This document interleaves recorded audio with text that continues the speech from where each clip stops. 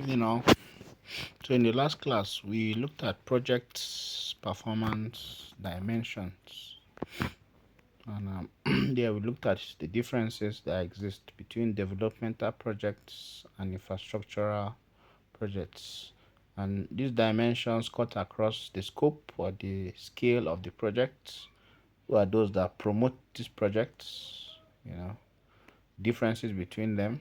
What kind of investments goes into the projects in each of these projects, classification of these projects, and then what's the gestation period, the profitability, the financing and source of funds, and then the interest and repayment period for all that.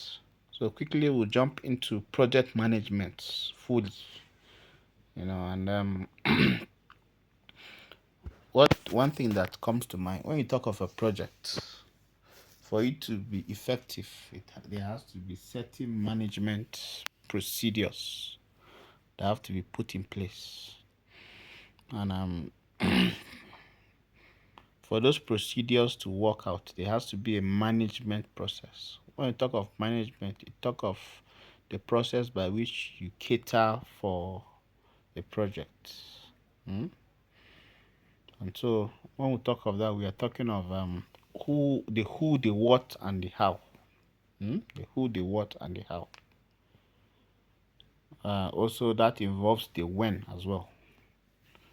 All of these things have to be there. And so project management is a distinctive area that is involved in how projects are being handled from start to finish.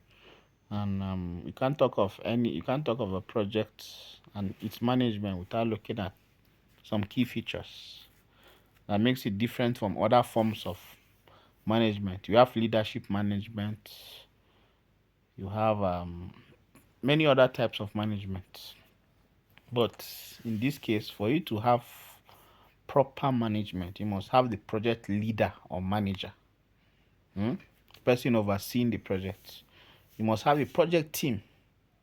These are a group of specialists involved in all aspects of the project, because the project has different aspects. So you have to have a effective theme, and theme, TEAM. Together, everyone achieves more. So when we work together, the project will be executed properly. And then you have the project management system.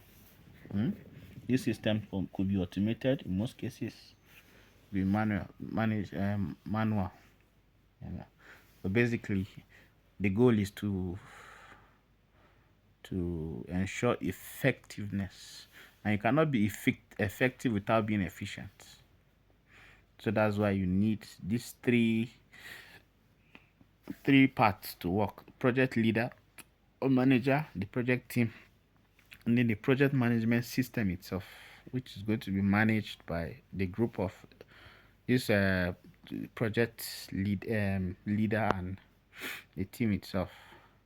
So what makes up this project management system? It comprises of the organizational structure, information processing and decision making, as well as the procedures that facilitate integration of horizontal and vertical elements of the project organization.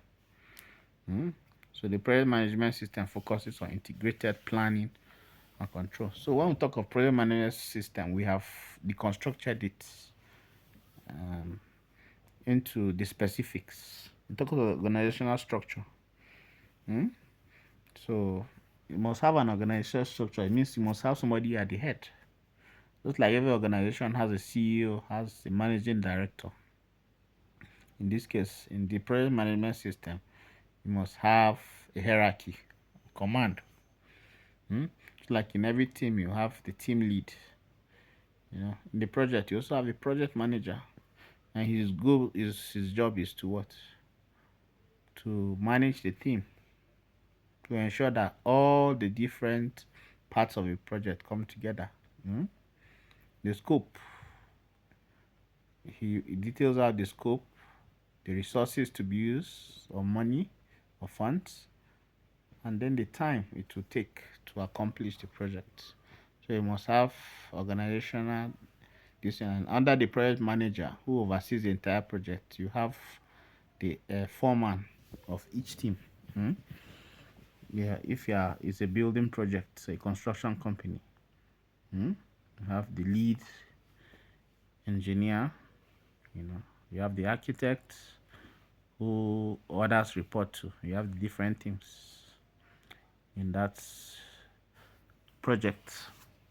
And each team must have a team lead, somebody that is held accountable, somebody that ensures that others are are working in line with what needs to be done. Okay, so excuse me. Yeah, so you have information processing. How does information flow in what order? Hmm? And just like in any project, in any business organization, in any organization, there's information flow of information from top to bottom, the horizontal, the vertical, the diagonal. Hmm? Just like in an organization, you have the different functional areas. You have the production, you have the human resource, you have the finance, you have the marketing, and all of that. So there will definitely be communication across board, horizontally between one team leader to one to the team leader in one team to another team leader in another team. You have the diagonal from the team leader in one team to a team member in another team. Hmm?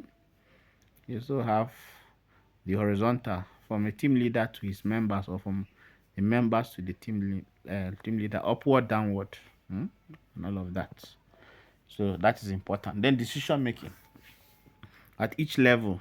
What level of decision can they take, and at what point do they need to escalate to the next level? If there are challenges, how are those handled? You know, so just like you remember biblically, during the time of Moses, he had um, he had leaders of tens, of hundreds, of thousands.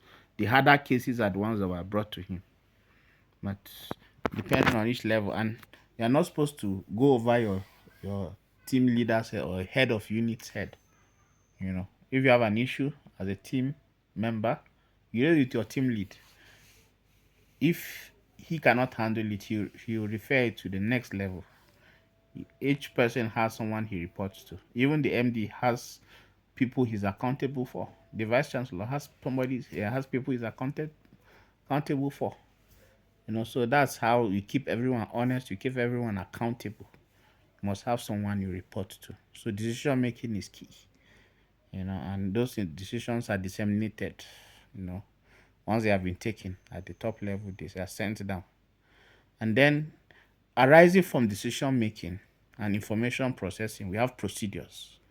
We call them SOPs, standard operating procedures. That's what gets the job done. If you are a teller, a frontline teller in the bank, when a customer comes to you, there's a process. When the customer comes, you greet him first, you welcome him to the bank, ask him what you can do for him. If he wants to make a withdrawal, he gives you the instrument, either a check or a withdrawal slip. First thing to do, you stamp it, time stamp it to show when you started the transaction, because for such transaction it should not be more than 5 minutes, unless if it's a transaction that is above your limit. So the same process works here too. So there are procedures that facilitate integration of the horizontal and vertical elements of the project organization. So for everything to flow, there has to be a process. The finance people have to be on point to make sure the money is disbursed. Yeah, the money, the client will have awarded the contract. That's the project. So the funds will be reposited somewhere. There's a finance team who has to make sure the funds are there. You also have the other teams too. That are also there. Their job. Each person has his job. So each team has what they are doing, and they are responsible for doing something. And they have to collaborate with others too to get the job done. So the project management it integrates this planning and control. There has to be planning and control for effective utilization of the resources within it in a timely manner for the scope of the work that needs to be undertaken. So when you talk of project management itself, we are talking of the application of knowledge, skills, tools, and techniques to project activities to achieve the project requirements. So it applies knowledge. Like I told you, in a team, in a project team, there are some people with what? Different skill sets, with different expertise. And being able to applying this knowledge using the required tools, requisite tools, and the techniques is important. For you to achieve the project requirement. The project requirement basically is performance and satisfying the needs of the clients. So it's only when you apply and integrate these project management processes that you can be able to achieve those things. And what are the processes of project management? You have initiation. When you start the project, you have to do a visibility study, you check and all of that before you even start. Prior to even start, you have to do those things. You do the checks, feasibility. The goal is to determine the scope of the work, how much time it will take, who are those that will be needed, what are the resources that will be needed, both human and material resources. When you have all those things in place, then you can now begin to plan how to carry it out.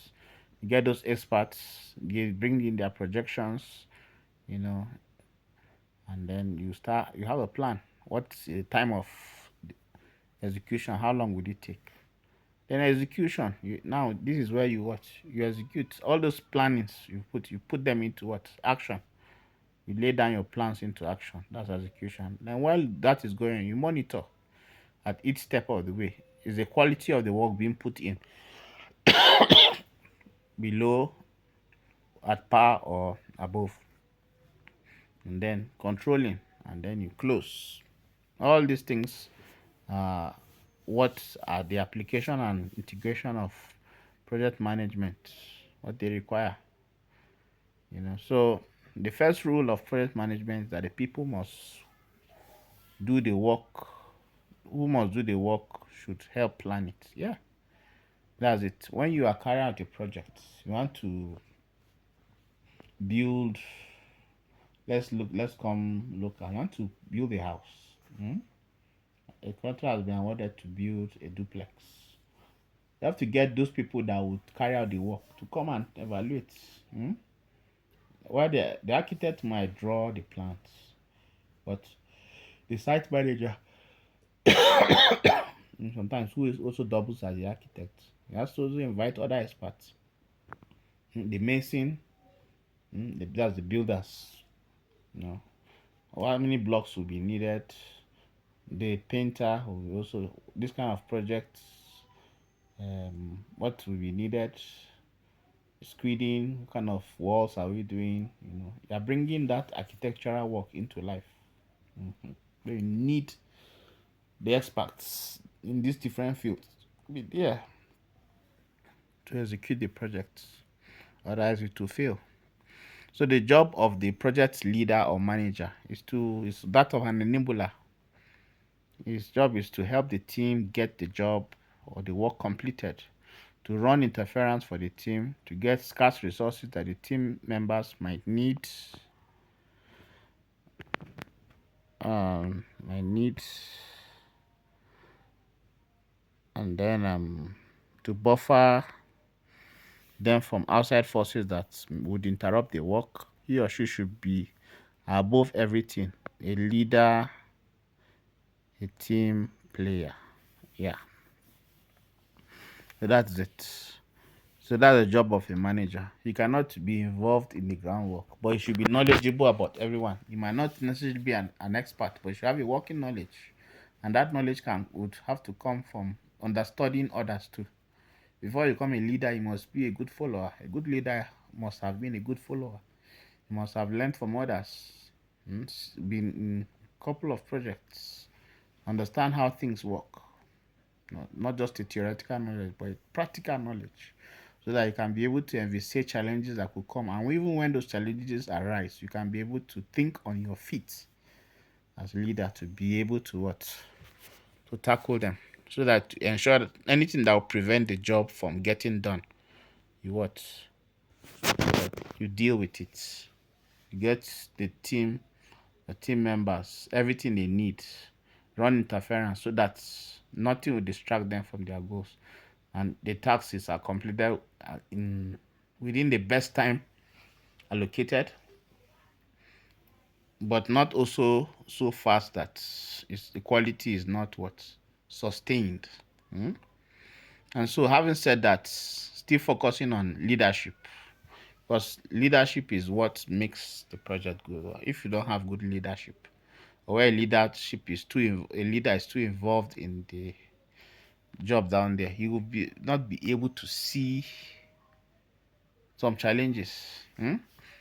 Okay, imagine a game of chess. You who is outside are able to see the moves, but those who are in the heat of the moment, the players might not be able to see some moves. So a leader is one who stands outside and be able to has a bird eye view of the whole project, and above a view from above, to be able to see the whole thing, how everything is coming together.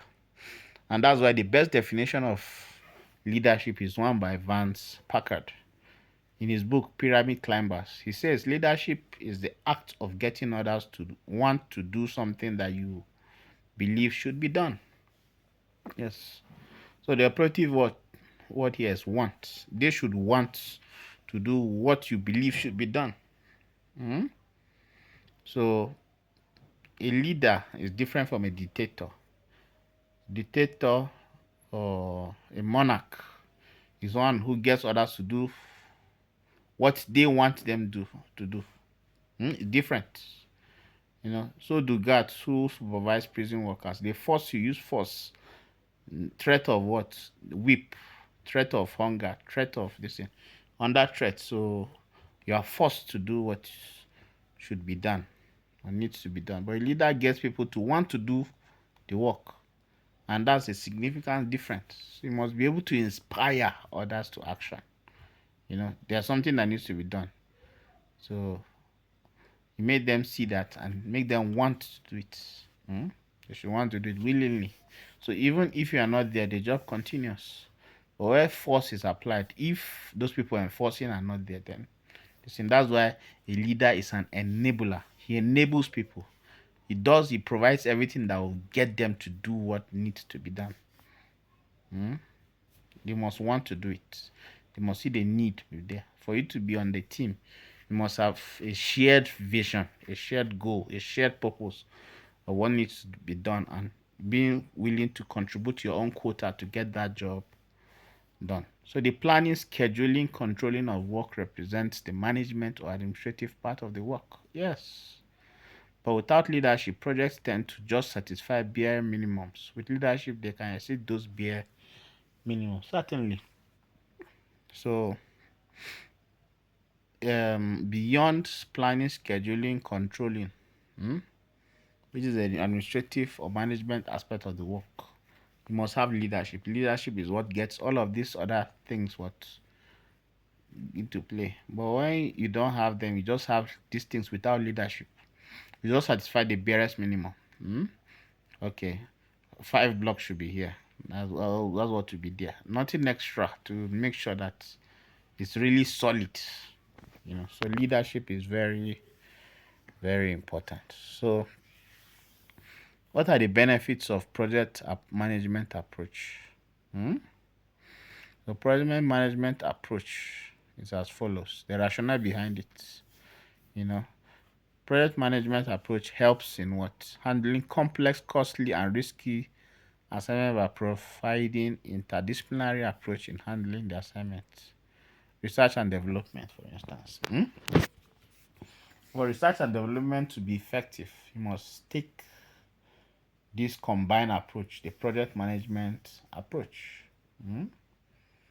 So a lot of things go into it before you develop, you must do research. The research is usually where the hard work is. Get all those materials together, see what is needed, and then you bring it down. And then the development approach, still has to do with research. That's why in every project you still have to monitor, you still have to evaluate every step you take. You know, so it helps to break down complex tasks. When you break it's something that's complex, you break it simple. When you simplify it, it becomes a distance. And that's the difference between special and that's the difference where specialization comes in. You know, jack a jack of all trades is one who might not be a master of one. But when you specialize, you take an aspect and you become very good at it, then you get the job done. But when you want to be here, there, here, there, here, there, here, there, you end up not mastering anyone. It's like somebody chasing after the wind. But when you specialize in an area, everyone knows you in that area. It's good. If there's ever a thing, you go to come to you as an expert because even you yourself will be focused on that area and you know everything that there is to know about there. You are 100 level students here to get a degree, a Bachelor of Science degree. Some of you will proceed to get a master's and up to PhD. As you move through these degrees, you are specializing in an area. Like I am also working to get a degree. I started as my first degree as a banking and finance student like you. Hmm? When I went to masters, I specialized. Instead of banking and finance, I went for the finance. So my masters was in finance, corporate finance, and now I'm specializing. Not just corporate finance. I've gone into investment finance. Investment finance. And so that's where I specialized in. So you have to. That's how you do it. There are many types of finance. There's development finance. There's treasury finance. There's corporate finance. There are different types of finance, but I have specialized in investment finance. So you have to, as the higher you go, you have to specialize. Become an expert in an area. Okay. So another purpose or benefit of the project management approach is handling assignment within a specified time frame that has a defined or definite start and completion point. So this basically it helps you to achieve time bound projects. You're able to finish within a definite time. This project is supposed to last 3 months. So from the onset, the outset, you know what you're supposed to do. On day one, you should have achieved this. Day two, you should have achieved. Day 10, you should have achieved this. Day 15, day 25, like that. Day 50, you must have achieved by day 90. You must have achieved, or even you have finished the project long before that time. The goal is not to exceed the time, but to be at least on time. So, example concerns handling customers' orders by industries involved in production of capital goods. Then another benefit is tax orientation to personnel and organization handling assignments. For example, organizations in IT sector handling software development assignments for clients. So you have a task, you know, how do you handle it? Do you have the right people in the right place doing the right things? Or you have somebody who shouldn't be there, but he's handling that task. So you must have the right people in the right place. If you're talking of IT, you must have people that have those related skills. Otherwise, you run into problems.